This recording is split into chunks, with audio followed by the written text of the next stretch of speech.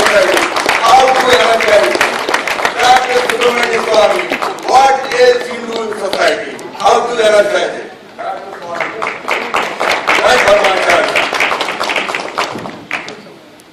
I'm not a genuine Swami, just my name.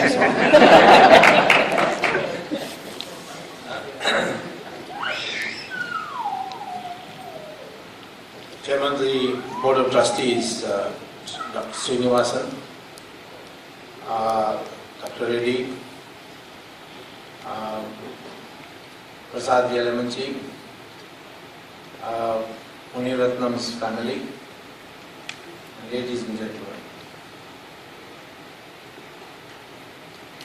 First of all, I am privileged to give this memorial lecture in honor of a true son of India, Dr. Muniratnam, because of whom this temple today stands in its glory.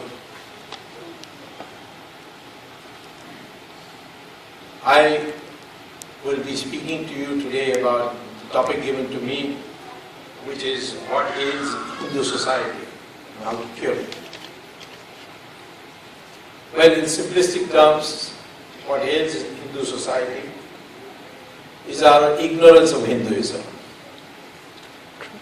And what is the cure is a renaissance in our religion, which is long overdue, and an inculcation of the spirit of Hindutva.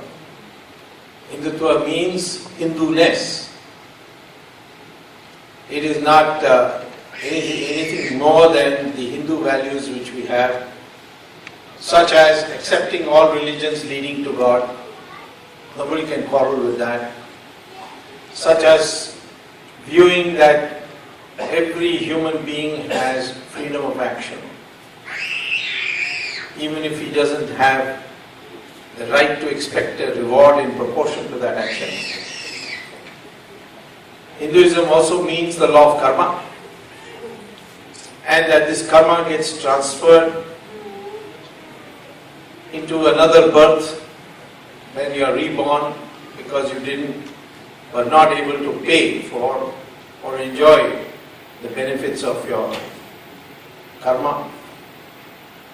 Hinduism is the only religion which says that if you follow the right discipline, then you can see God in this life. All other religions say no. You will see God after you die. So there is a concept of Hinduism where certain Hindu qualities are to be imbibed, and that is what we call as Hindutva. I have written recently a book called Hindutva National Renaissance, where I have dealt with this whole aspect in all its dimensions, including the constitutional dimension. And so maybe Yalamanchi can get some more copies of the new book, because Hindus under siege, now we are across that. We know we are under siege, what is to be done? I will organize my lecture as if it's a business school lecture in terms of what are the strengths, weaknesses, opportunities and threat for Hindu society. And out of that analysis I will suggest a cure. What is the strength of Hinduism? Well, first of all, the major strength of Hinduism is its durability. It's the longest living religion in the world. And it's also the only religion which has survived brutality for 1,000 years and still in overwhelming numbers in our country.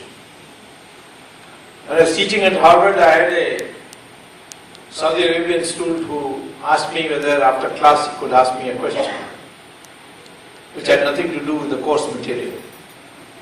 So So after class he asked me this question, that his university is undertaken a project on the spread of Islam, and they wanted me to answer one question for which they could not find any good book to be able to answer.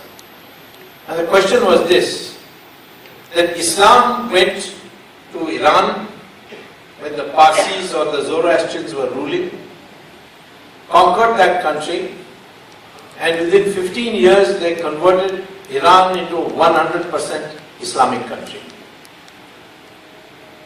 Then they went to the neighboring countries, Mesopotamia and Babylon, which is now called Iraq.